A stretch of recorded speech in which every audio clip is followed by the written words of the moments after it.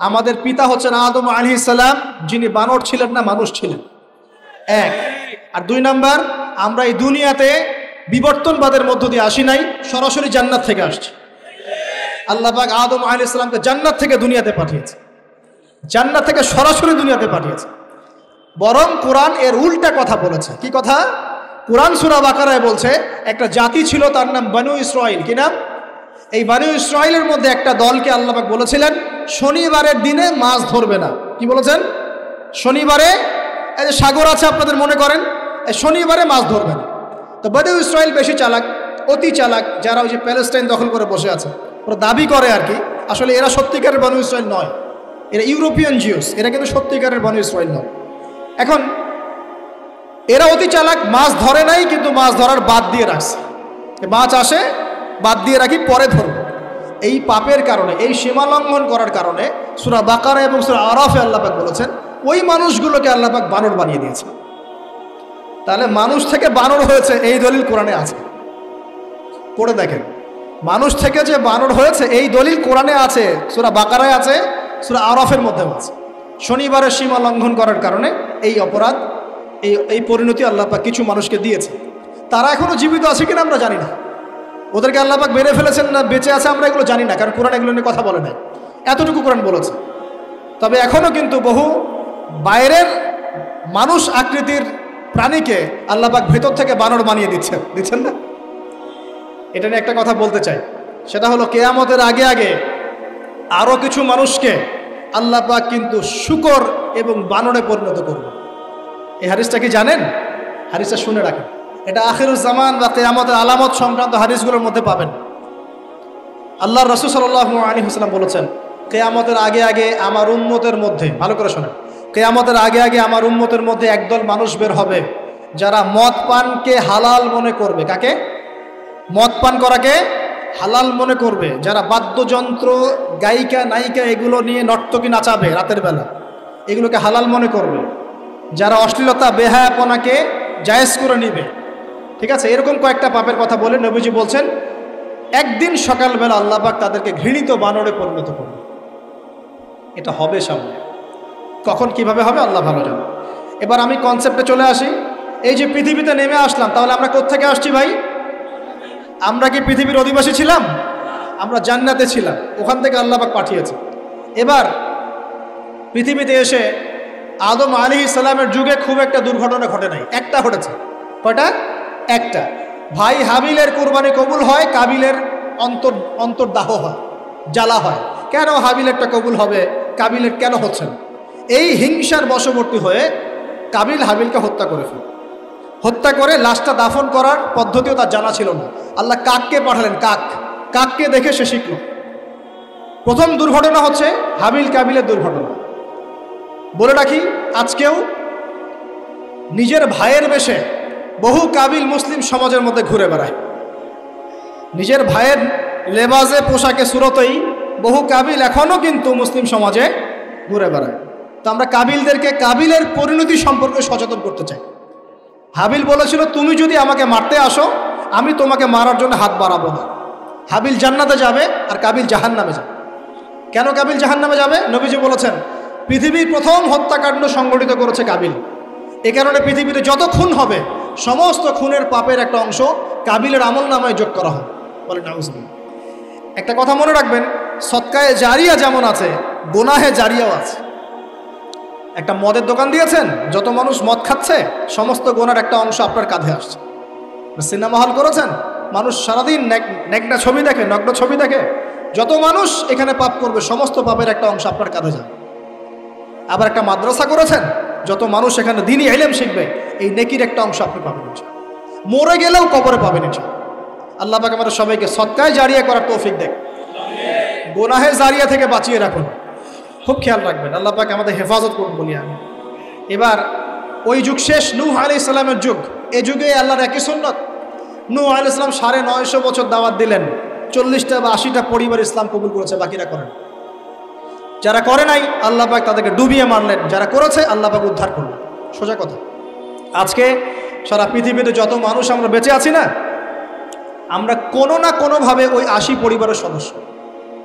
আমরা ভাই ভাই, আমরা ওই ফ্যামিলি। 80 ফ্যামিলির অন্তর্ভুক্ত। কীরকম করে? নূহ আলাইহিস সালামের 4 সন্তান ছিল। কয় সন্তান? এক সন্তানের নাম হচ্ছে হাম। কি নাম? হাম। হাম ছিল একটু কালো বর্ণের। হামকে দিয়ে আফ্রিকার কন্টিনেন্টে যত মানুষ দেখছেন ব্ল্যাক স্কিনের, কালো স্কিন, এরা সবাই হামের বংশধর। মজা না বিষয়টা? মানুষের অস্তিত্ব পৃথিবীতে, ইতিহাস, এগুলো খুব ইন্টারেস্টিং টপিক। ইতিহাস পড়তে থাকলে আপনি ডুবে যাবেন। কত কি যে বিশ্বে হয়েছে আর কত কিছু হবে সামনে, সুবহানাল্লাহ। তখন আপনার অস্তিত্ব জানান দিবে যে আমি কত ক্ষুদ্র, মহাবিশ্ব কত বড়, আল্লাহ কত বড়, কত সময় চলে গেছে আর আমি এই সময় কি করছি। এক ভাইয়ের নাম শাম। এই শামকে কেন্দ্র করে এই আরবের যে মানুষগুলো আছে, অ্যারাবিয়ান, এরা শামের বংশধর। আরেক ভাইয়ের নাম ইয়াফাস। কি নাম? ইয়াফাস। ইয়াফাসের বংশধর হচ্ছে পশ্চিমারা, মানে রোমক যারা, তারা। আরেক ভাইয়ের নাম ছিল কেনান। কি নাম? কেনান। এ ইমান নিয়ে আসে নাই, ওই যে প্লাবনে ডুবে মরে গেছে। মরে যাওয়ার পরে আদম আলাইহিস সালাম বলেছিল, আল্লাহ আমার পরিবারের অন্তর্ভুক্তকে মাফ করে দাও। আল্লাহ বলেছেন, লাইসা মিন আহলিক, সে তোমার পরিবারের কেউ না। নবীর সন্তান হয়েও, নবীর সন্তান হওয়ার পরেও ইমান না আনার কারণে সে জাহান্নামে গেছে। আর আমরা আর কি এমন মানুষ, অমুক আলেমের সন্তান, অমুক বক্তার সন্তান, হ্যাঁ, অমুক পীরের নওয়াবজাদা, অমুক তমুক, এইসব বড়াই করে লাভ নেই। আমল, আকীদা, ইমান যদি ঠিক না থাকে, আমাদের বংশ পরিচয় আমাদেরকে বাঁচাতে পারবে, আমাদের দেশ, জাতীয়তাবাদ, বর্ণ বাঁচাতে পারবে। যার যার কবরে তাকে তাকে যেতে হবে। নিজের আমল নিয়ে ফিকির করেন, নিজের কবর নিয়ে ফিকির করেন, অন্যের দিকে চোখ দেওয়া বন্ধ করেন, আগে নিজের কবর ফিকির করেন। আল্লাহ পাক সবাইকে তৌফিক এনায়েত করুন। যারা বুদ্ধিমান তারা নিজেকে নিয়ে ব্যস্ত থাকে, যারা অহংকারী, উদ্ধত, এরা মানুষের পিছনে পড়ে থাকে। আল্লাহ পাক আমাদের সবাইকে নিজের চেহারা আয়নায় দেখার তৌফিক দান করুন। হ্যাঁ প্রিয় ভাইরা, নূহ আলাইহিস সালামের যুগ চলে গেল, 950 বছর দাওয়াত দেওয়ার পরে এই পরিণতি হয়েছে। এরপরে আসছে ইব্রাহিম আলাইহিস সালামের সময়। আল্লাহ পাক তাকে উদ্ধার করেছেন, অগ্নি পরীক্ষা থেকে বাঁচিয়েছেন, নমরুদকে আল্লাহ পাক ধ্বংস করেছেন। আল্লাহ পাক এরপরে এনেছেন আদ জাতি। আদ জাতির হুদ আলাইহিস সালাম এবং তার অনুসারীদেরকে আল্লাহ পাক বাঁচিয়েছেন, বাকিদেরকে ধ্বংস করে দিয়েছেন ঝড় দিয়ে, বায়ু প্রবাহ দিয়ে। সামুদ জাতি এসেছে, সামুদ জাতিকে আল্লাহ পাক ধ্বংস করেছেন বজ্রপাত দিয়ে, বিদ্যুৎ দিয়ে। আর সালেহ আলাইহিস সালাম এবং তার অনুসারীদেরকে বাঁচিয়ে দিয়েছে। ফেরাউনের যুগ এসেছে, আল্লাহ পাক মূসা আলাইহিস সালাম এবং বনু ইসরাইলকে বাঁচিয়েছেন, ফেরাউনকে ডুবিয়ে মেরেছেন লোহিত সাগর। ঈসা আলাইহিস সালামের যুগ আসছে, একই সুন্নাত।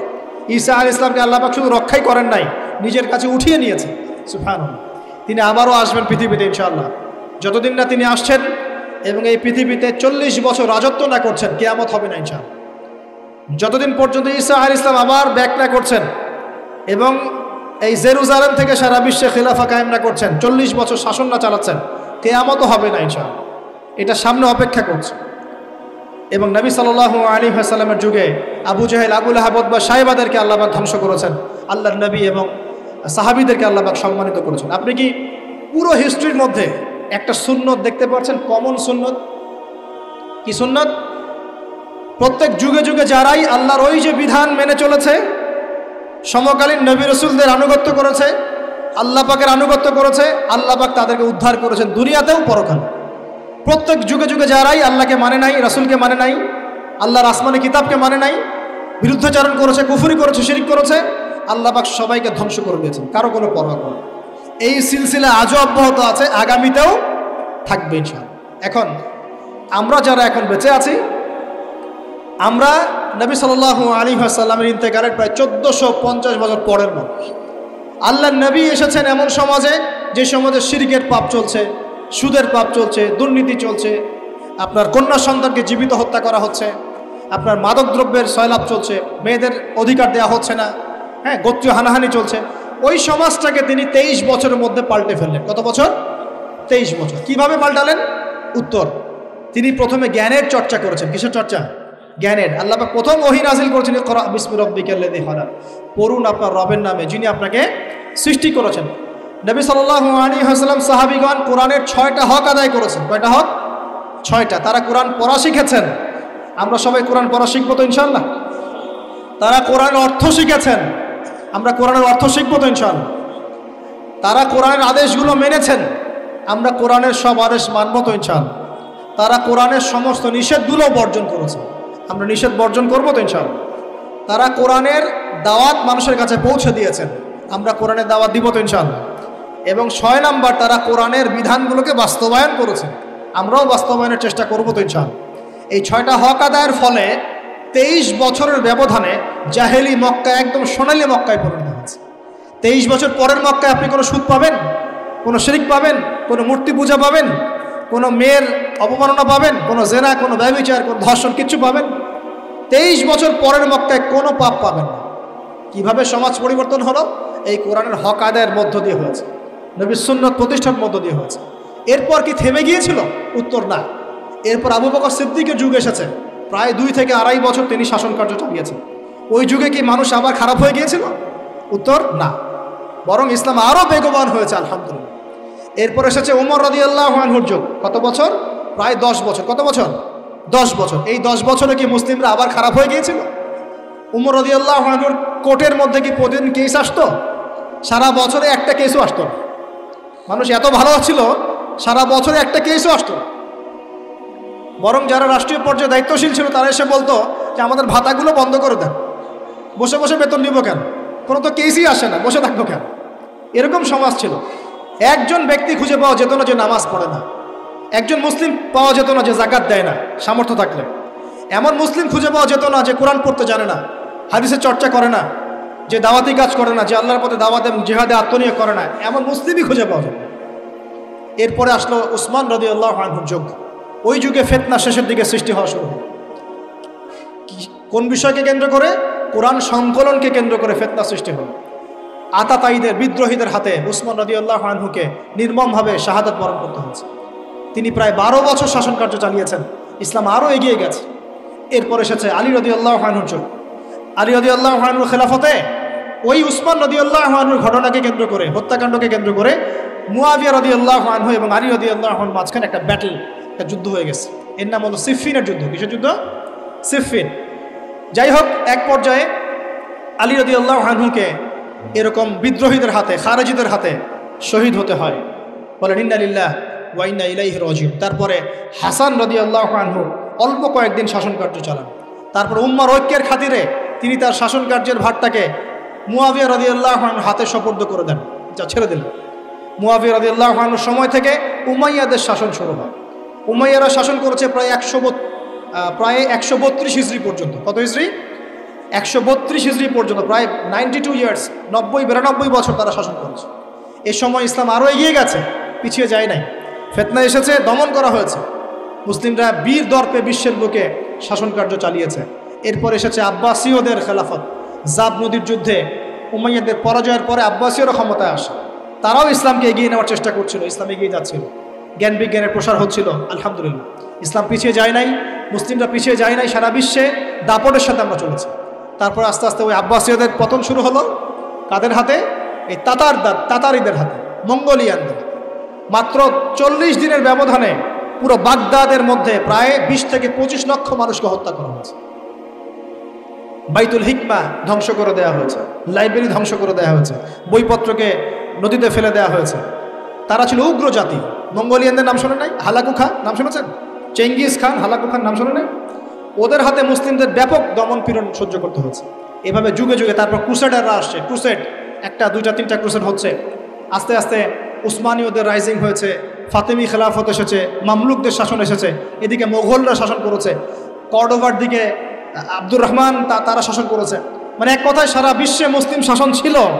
অটোমান এম্পায়ার 1923 এই সময়ের দিকে, 1914 থেকে 1923 এই সময় পর্যন্ত অটোমান এম্পায়াররা এই বিশ্বে ছিল। তারপর প্রথম বিশ্বযুদ্ধে যখন তারা রাশিয়ার পক্ষ নেয়, এরপরে ব্রিটেন যখন জয়লাভ করে, এই সময় থেকে মুসলিমদের ডমিনেটেড হওয়ার সময়টা শুরু হয়েছে। তারপরে মুসলিমরা আস্তে আস্তে রাষ্ট্র ভাগ করে ফেলেছে। প্রত্যেক রাষ্ট্র টুকরা টুকরা হয়ে গেছে, ইউনিটি নষ্ট হয়ে গেছে, রাষ্ট্রের ভিতরে বিভিন্ন ফাসাদ তৈরি করে দেওয়া হয়েছে, মুসলিমদের ঐক্য ভেঙে গেছে, ইকোনমি দুর্বল হচ্ছে। সব মিলিয়ে আজকে মুসলিমদের আজকে এই অবস্থা হচ্ছে। আমাদের এখন যুবকরা চিনে না আল্লাহকে, নামাজ পড়তে মানুষ খুঁজে পাওয়া যাচ্ছে না, জাকাত দেওয়ার মানুষ পাওয়া যায় না। রমজান মাসে পার্ট টাইম রোজা রাখে, পার্ট টাইম তারাবি পড়ে, পার্ট টাইম জুমায় আসে, পার্ট টাইম ঈদে নামাজ পড়ে। প্রজন্ম আস্তে আস্তে এই জায়গায় চলে আসছে। আল্লাহকে চিনে না, রাসূলকে চিনে না, ইসলামের হিস্ট্রি জানে না, আমাদের শেকড় জানে না। এমনি এমনি হয়নি, লাস্ট 100 বছরে এই জায়গায় আমরা আসছি। লাস্ট 100 বছর হিস্ট্রি ভালো করে পড়ে দেখবেন, বলার সময় নাই এখানে। লাস্ট 100 বছর হিস্ট্রি পড়ে দেখবেন যে জায়গায় আমরা ছিলাম সেখান থেকে একদম তলানিতে নেমে চলে আসছে। এখন প্রশ্ন হচ্ছে, এই অবস্থায় কি চিরস্থায়ী থাকবো, নাকি এখান থেকে আমরা সামনে যাব? সামনে যে এমনি এমনি যাওয়া হবে না এটা নিশ্চিত। সামনে যাওয়ার জন্য কিছু কাজ এবং ক্রাইটেরিয়া মেনটেন করতে হবে। আমরা জানি এরপরে আসবে ইমামুল মাহদির শাসন, তারপরে আসবে নবী ঈসা আলাইহিস সালামের শাসন, তারপরে দাজ্জালকে মেরে ফেলা হবে। আর দাজ্জালকে মেরে ফেলার আগে দাজ্জাল তার অনুসারীদেরকে নিয়ে বিশ্ব শাসন করবে 40 বছর।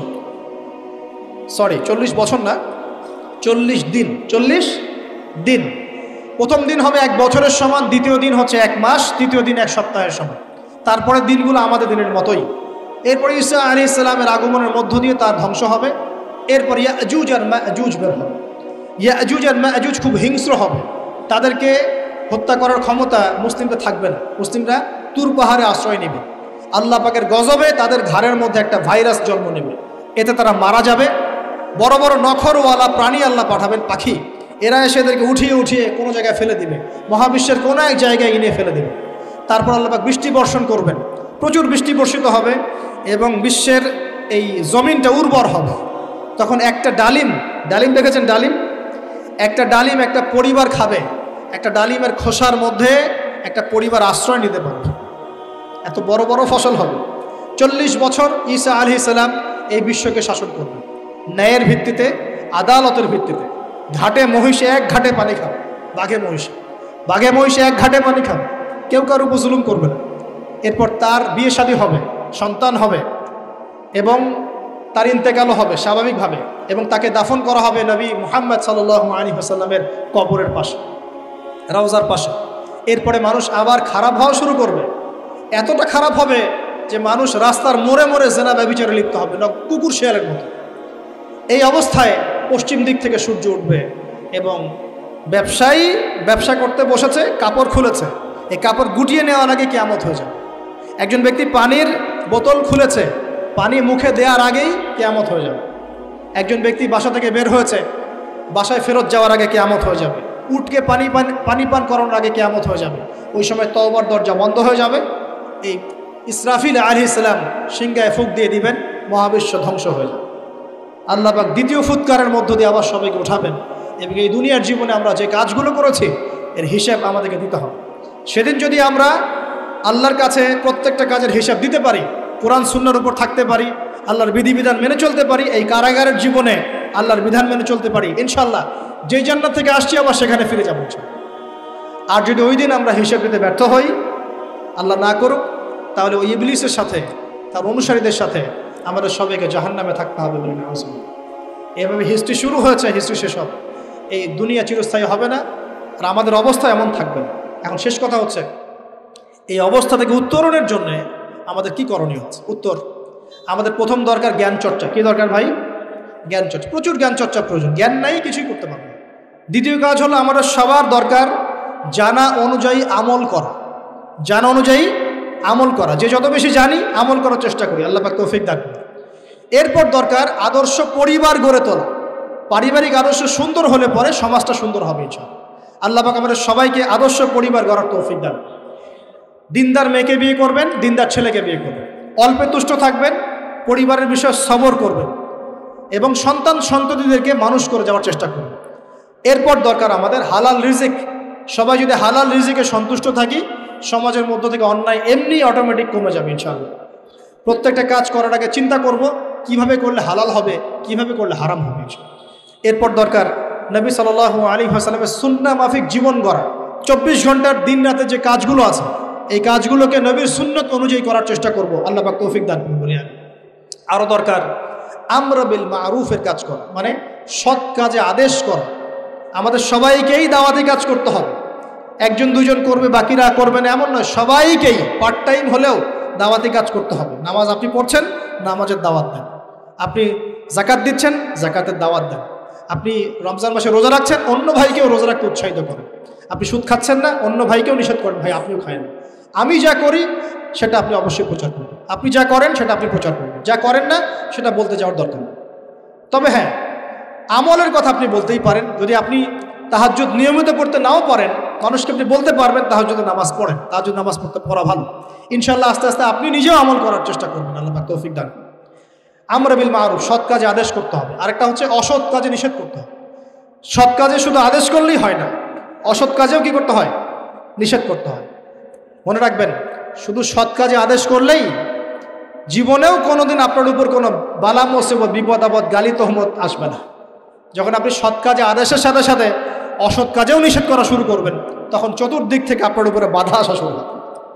এটাই সুন্নত। তবে এটা নবীর সুন্নত। আল্লাহ পাক বলছেন, কুনতুম খায়রা উম্মাহ উখরিজাত লিন-নাস তা'মুরুনা বিল মা'রুফ ওয়া তানহাউনা আনিল মুনকার ওয়া তু'মিনুনা বিল্লাহ।